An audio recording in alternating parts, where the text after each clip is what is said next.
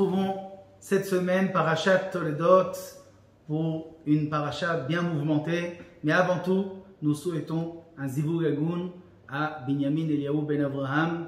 Parashat Toledot, qu'est-ce que nous avons dans cette paracha? Qu'est-ce que nous n'avons pas plutôt?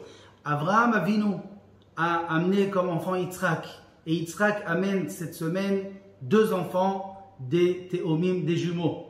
Rivka et Meno, la femme de Yitzhak, a dans son ventre deux enfants, Yaakov et Esav. Ces deux enfants, quand ils naissent, on les voit grandir, on ne sait pas encore où quel chemin va prendre chacun d'entre eux. Mais voilà qu'ils arrivent à l'âge de la bar mitzvah.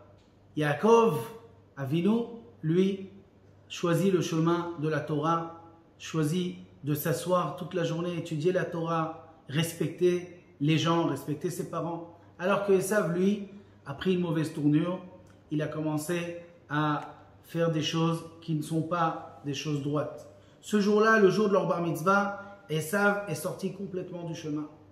Et il est arrivé à voler, à violer, à tuer. Et ce jour-là, il arrive à la maison tout fatigué, tout énervé de tout ce qui s'est passé ce jour-là. Et Yaakov Avinu était en train de cuisiner. Qu'est-ce qu'il cuisinait Yaakov Avinu? Il cuisinait des lentilles. Pourquoi est-ce qu'il cuisinait des lentilles? Parce qu'il était en train de préparer à manger à son père Yitzhak, qui avait perdu son père, qui était Abraham Avinu. Abraham Avinu était mort justement ce jour-là.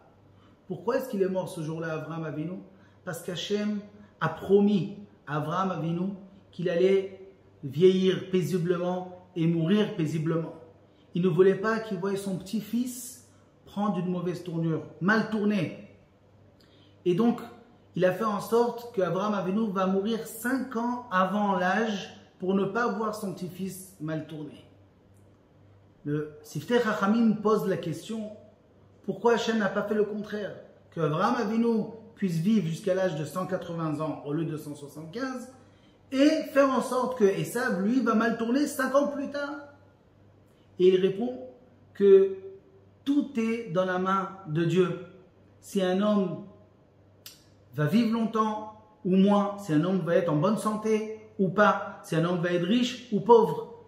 Mais si un homme va fauter ou pas, ça c'est dans les mains de chaque personne. Akol bidei shamaim, chutz mirat shamaim. Si Esav va décider de fauter maintenant, on ne peut rien faire. C'est le libre arbitre que chacun a dans ses mains. C'est la raison pour laquelle Abraham Avinu a dû décéder 5 ans avant l'âge. Et là, Esav rentre dans la maison et il dit à Yaakov, je vais mourir, donne-moi à manger, renverse ces lentilles dans ma bouche, comme on fait au chameau. Et Yaakov lui dit, mais ce repas-là, il n'est pas pour toi, il est pour Yitzhak qui vient de perdre. Papa, il vient de perdre son père et il faut lui donner à manger. Et comme nous savons que les endeuillés, on leur cuisine des repas ronds comme les œufs, comme les lentilles, pour montrer que le monde, il est rond. Un jour, on est en haut, un jour, on descend. Et donc, il était en train de préparer ses lentilles. Et Esav lui dit, je t'en supplie, je vais mourir, donne-moi vite à manger. Yaakov, qui était juif, bien entendu, avait le sens des affaires. Il lui dit, ok, tu sais quoi? Tu veux à manger? On va faire un deal entre nous. Tu sais que toi, tu as le droit d'aînesse. C'est toi qui es né le premier. Et celui qui est né le premier, eh bien, c'est lui qui va servir dans le Beth Amikdash. Parce qu'avant, ce n'était pas les Kohanim et les Lévi'im qui travaillaient dans le Beth Amikdash, c'était les premiers-nés. Et donc, il a dit, tu as le droit des premiers-nés. Donc, si tu me vends ce droit-là, je te donne à manger. Le Midrash raconte que Esav lui a demandé, c'est quoi ce droit-là? Il dit, écoute, ce droit-là, il fait en sorte que tu vas servir à Dieu au Beth Amikdash. Mais ça ne m'intéresse pas, moi, de servir au Beth Amikdash. Quoi encore? Il dit, bien, tu sais que celui, par exemple, qui a trop bu et qui vient travailler au Beth Amikdash, il est coupable de mort. Et Esav, lui, qui passe sa vie dans les bistrots, il ne pourra pas travailler au Beth Amikdash. Alors il lui a dit, ça ne sert à rien tout ça, prends-le. Alors il dit, ok Yaakov, tiens, le repas, et on va faire comme ça un business, un échange. Je te donne le repas contre le droit d'aînesse. Et effectivement, Esav, il lui a vendu à Yaakov le droit d'aînesse. Maintenant, c'est les Juifs qui ont le droit d'aînesse, c'est eux qui ont le droit de servir au Beth Amikdash, et pas Esav, les Goïm. D'ailleurs, les chrétiens, jusqu'aujourd'hui, nous en veulent de cette histoire. Parce que Esav a vendu cela, et Akadosh Baruch Hu maintenant nous a choisi, Béni, Bechori, Israël. Nous sommes devenus les premiers-nés. Et Akadosh Baruch Hu veut que de nous. Et ça jusqu'à maintenant, ça ne leur a pas passé. Jusqu'à maintenant, nous savons tout ce qu'on a souffert avec les chrétiens. Ils ont voulu absolument rendre chrétiens tous les juifs. Et si on ne voulait pas, il y a eu les croisades, après il y a eu l'Inquisition. Ça n'a pas arrêté. Ils n'ont pas arrêté de poursuivre le judaïsme et les juifs pour cette histoire. Et ça apprendra à Yaakov, à Esav.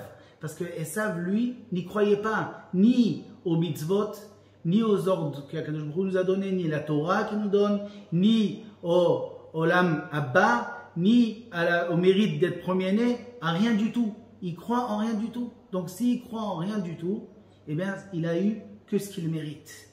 Yaakov, nous, par contre, lui, il savait que chaque mitzvah, chaque chose que Akadosh Baruch Hu nous donne, c'est pour notre bien. Avec ça, nous allons recevoir énormément de cadeaux dans le monde futur.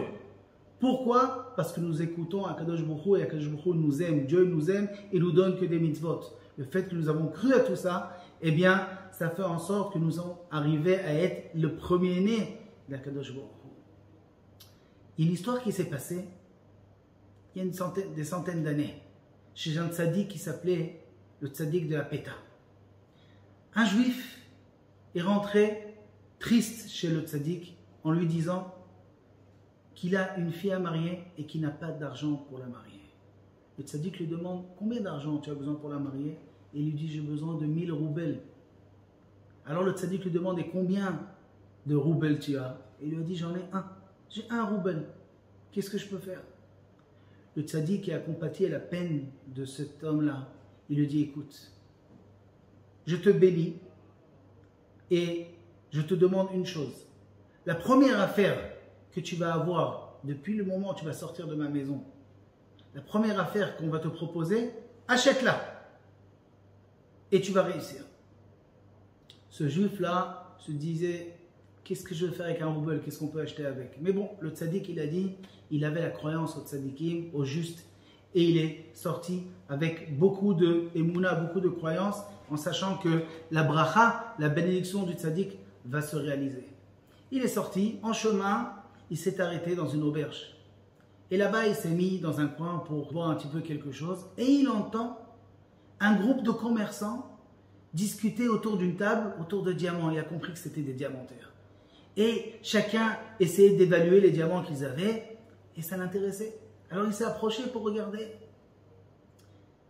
Et quand il s'est approché, un des commerçants a remarqué un homme habillé comme un mendiant qui regardait et qui l'intéressait. Alors il lui dit, dis-moi, tu veux acheter un diamant? Bien entendu, notre ami a failli dire non, bien sûr que non. Mais il s'est rappelé que le tzaddik lui a dit, quand on propose un commerce, quand on te propose un business, tu dis oui. Alors il a dit oui. Alors ils lui ont demandé combien tu as à proposer. Il a dit, il me reste que 1 rouble. Et là, ils se sont tous explosés de rire. Tous se sont mis à rire en le regardant. Et là, un de ces commerçants qui s'est mis à rire a voulu faire encore plus de rigolade. Alors il a dit, tu sais quoi? J'ai quelque chose à te proposer. Pour 1 rouble? Pour 1 rouble. Qu'est-ce que tu vas me proposer? Il lui dit, écoute, je te vends mon lamaba pour 1 rouble. Tu veux? Mon monde futur pour 1 rouble. Est-ce que tu es intéressé? Et là, il a dit oui, tout de suite, sans discuter, étant donné que le tzaddik lui a dit d'accepter. Alors il dit ok, donne-moi le rouble. Il dit non, c'est pas comme ça. Tu m'amènes maintenant un morceau de papier, de parchemin, avec une plume, on va écrire 2 témoins. Il dit il n'y a pas de problème. Ils ont fait de ça toute une ambiance. Ils ont bien rigolé, tous sont autour de la table. Ils ont voulu voir comment un homme qui lui reste 1 seul rouble, il est prêt à le donner pour rien. Et là, ils se sont mis à écrire comme il faut. Ils ont été tous sérieux pour regarder et s'exploser de rire encore mieux. Et voilà qu'une fois que la cérémonie est terminée, notre homme a mis le contrat dans sa poche et l'autre était tout content d'avoir gagné 1 rouble sans rien vendre. Et comme ça, il rigolait. Et à ce moment-là, la femme de cet homme qui a vendu son lamaba est rentrée. Et elle voit son mari rigoler avec tous ses amis. Alors elle lui demande, qu'est-ce qui s'est passé? Il dit, tu sais pas la rigolade, on a fait une rigolade, t'as jamais entendu parler de autant rigoler de ça. Alors il lui dit, mais c'est quoi, qu'est-ce qui s'est passé? Alors il dit, écoute, j'ai vendu à cet homme qui avait un seul rouble, il a acheté mon Olam Haba. Et là, quand il a regardé la tête de sa femme, il a changé de couleur. Sa femme, elle lui a dit, je ne comprends pas. Un homme comme toi, à peine si tu as un monde futur, et même ça, tu l'as vendu, alors qu'est-ce qui te reste? Quelle différence entre toi et un goy? Si c'est comme ça, je ne veux plus vivre avec toi, tu viens avec moi chez le Rav, je veux un guet, je veux divorcer. Alors il lui dit, mais tu plaisantes, c'est une plaisanterie. Tu l'as vendu ou tu l'as pas vendu? Alors il se retourne chez l'homme à qui il a vendu, il lui dit, écoute, viens, tiens ton rouble et rends-moi ce papier, on a fini l'histoire. Et là, il le regarde et il lui dit, de quoi tu parles? De quelle histoire elle est finie? Tu me l'as vendu ou tu ne m'as pas vendu? Il dit, mais c'était une blague. Il dit, non, c'est pas une blague, regarde, il y a 2 témoins, il y avait ici, tout a été écrit comme il faut, rien n'a été, il n'y a aucune blague. C'est très vrai et envoie. Il dit, écoute, tu vas pas me faire ça, tu sais quoi, viens, je te donne 5, 6 roubles, on a fini l'histoire, donne-moi le papier. Alors il lui dit, ah non, pas du tout, tu veux racheter, c'est 1000 roubles. Comment ça 1000 roubles? 1000 roubles, tu veux me vendre ce morceau de papier? Tu dis, c'est ou 1000 roubles ou rien. Moi, j'ai vendu, envoie. Alors il s'énerve, il lui dit, alors envoie, va-t'en avec ce papier. Et quand il dit ça, sa femme derrière, elle lui dit, envoie, alors viens tout de suite chez le Rav, tu me donnes un guet, je veux divorcer. Il s'est retrouvé maintenant, il ne savait plus quoi faire. D'un côté, il ne veut pas perdre 1000 roubles, de l'autre côté, il ne veut pas perdre sa femme. Et donc, il a commencé à réfléchir, à aller voir cet homme. Il lui dit, écoute, viens, on va essayer de parler. Peut-être 100 roubles, 150. Il lui dit 1000 roubles et pas un centime de moins. Et là, il n'a plus le choix. Il a sorti les 1000 roubles. Et quand il lui a rendu le papier, tout énervé, il a pris ce papier, il l'a déchiré en 1000 morceaux. Et après, cet homme a raconté à la femme comment est-ce qu'il a réussi à vendre à 1000 roubles. C'est le tzaddik qui lui a dit de vendre. Alors la femme lui a dit, tu peux m'amener chez ce Rav? Il lui a dit, il n'y a pas de problème. Ils sont partis voir le Rav. La femme, quand elle a vu le Rav, elle lui a raconté tout ce qui s'est passé. Et elle lui a dit, est-ce que le Olam Haba, le monde futur de mon mari, maintenant, il vaut 1000 roubles? Alors il lui a dit comme ça. Avant que ton mari ait vendu son Olam Haba, il valait même pas 1 rouble. Étant donné que ton mari ne croyait en rien, ne croyait pas au Olam Haba. Mais maintenant qu'il a donné la tzedaka à cet homme-là, qui avait besoin de cet argent.